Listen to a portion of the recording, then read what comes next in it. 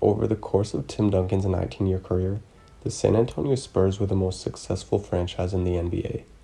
In those 19 years, Duncan and the Spurs won 5 championships and had the best winning percentage over those 19 years in the entire league. After Duncan and other Spurs legends like Tony Parker and Manu Ginobili began to retire, it looked like Kawhi Leonard would be the Spurs franchise player going forward. But whether it was because he had lost faith in the Spurs medical staff or he simply wanted to get to LA, his hometown, Kawhi forced his way out of San Antonio.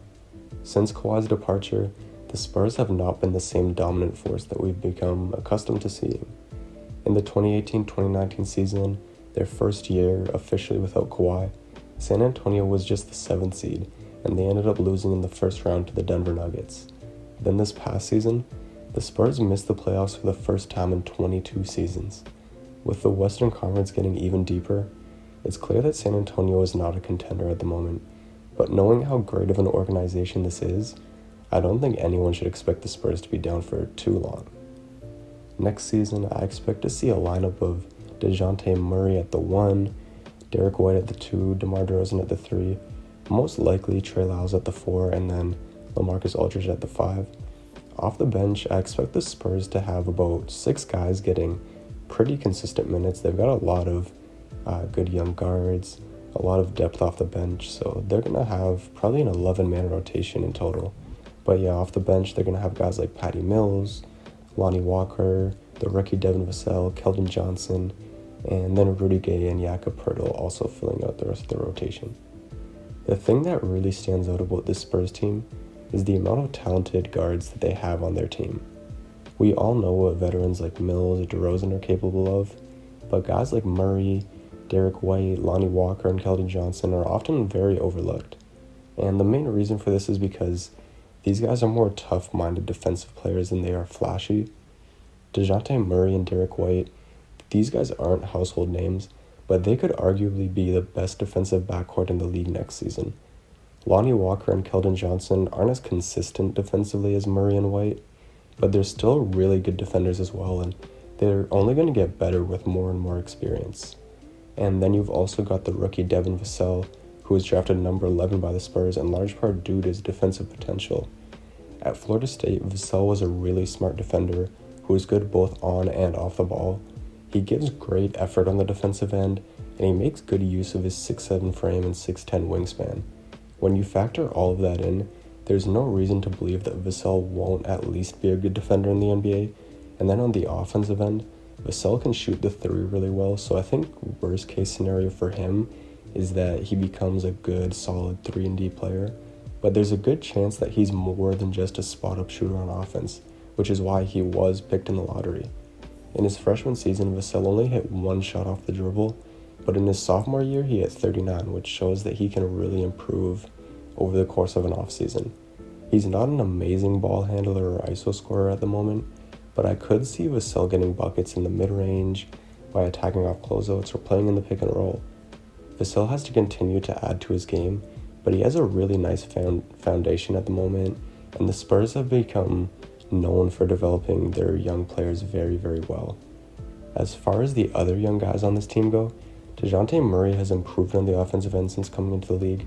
He's actually developed into a great offensive rebounder, which is a nice skill for a guard, and he's become a pretty good finisher around the basket.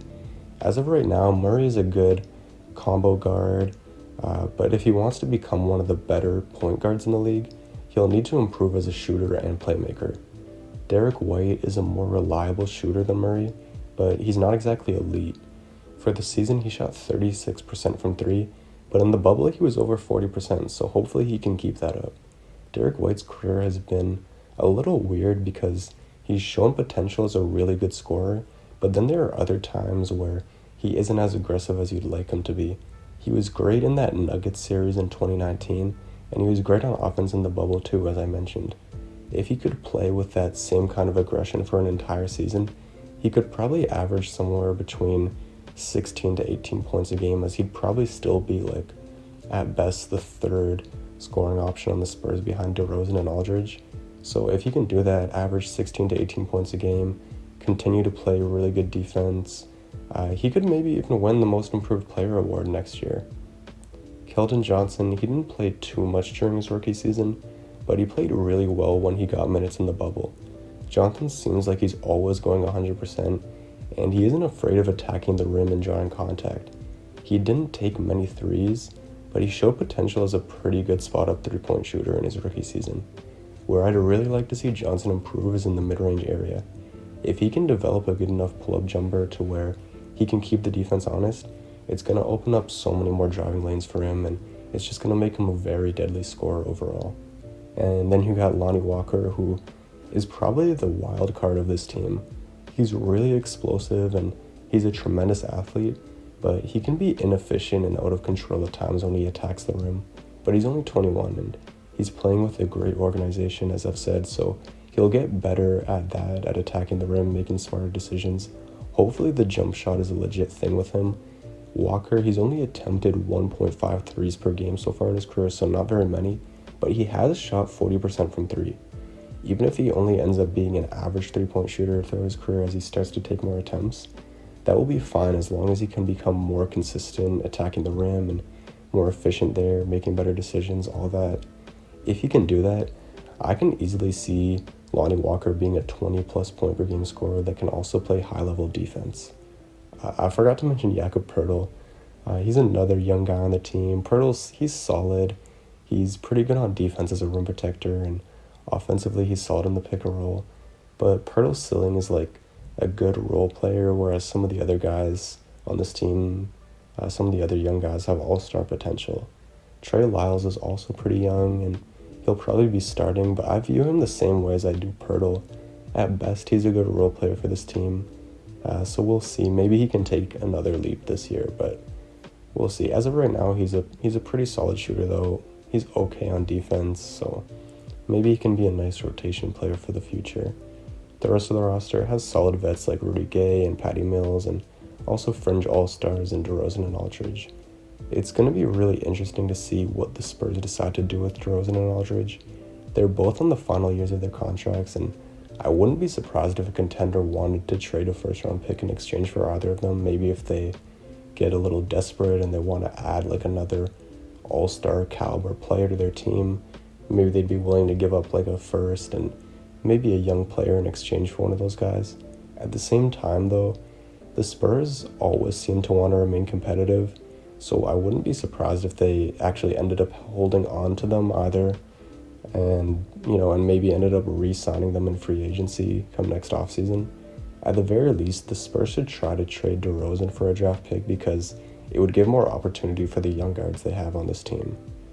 The Spurs are well coached, they have a lot of good guard play, and they're very deep as well, but unfortunately I just don't have them as a top 8 team in the West. I have the Spurs finishing 11th at 31-41, and this is probably a good thing though, since they end up getting another lottery pick out of this and being able to bring in another talented player to add to their team. San Antonio, they have a very underrated young core. The only issue is that they have a lot of guards right now. At some point, the Spurs will have to decide on which guys they want to keep and which guys they're okay with letting go of.